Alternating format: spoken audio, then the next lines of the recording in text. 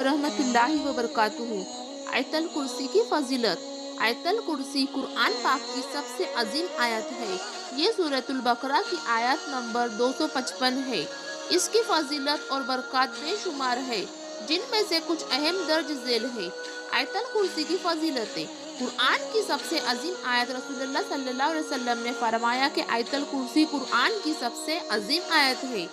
शैतान से हिफाजत। जो शख्स रात को सोने से पहले आयतल कुर्सी पढ़ता है, अल्लाह ताला उस पर एक फरिश्ते को मुकर्रर फरमा देते हैं, जो सुबह तक इसकी हिफाजत करता है और शैतान इसके करीब भी नहीं आ सकता। हर फर्ज नमाज के बाद पढ़ने की फजीलत। जो शख्स हर फर्ज नमाज के बाद आयतल कुर्सी पढ़े, इसके और जन्नत के दरमियान सिर्फ मौत का फासला होता है, यानी मौत के बाद वो सीधा जन्नत में जाएगा। मौत के वक्त आसानी। बाज़ रिवायत में है कि जो शख्स मौत के वक्त आयतल कुर्सी पढ़ता है, इस पर नज़ा की हालत आसान हो जाती है। मुश्किलात से निजात। जब कोई शख्स किसी परेशानी या मुश्किल में हो और आयतल कुर्सी की तिलावत करे, तो अल्लाह इसकी मुश्किल को आसान फरमा देते हैं।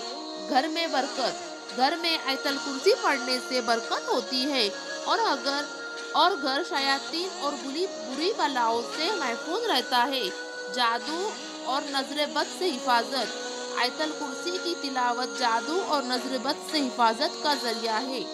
आयतल कुर्सी का तर्जुमा। अल्लाह इसके सिवा कोई माबूद नहीं। अल्लाह के सिवा कोई माबूद नहीं। वो जिंदा है, सबको कायम रखने वाला है।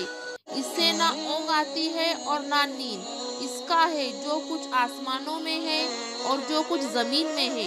कौन है जो इसके पास इसकी इजाजत के बगैर सिफारिश करे?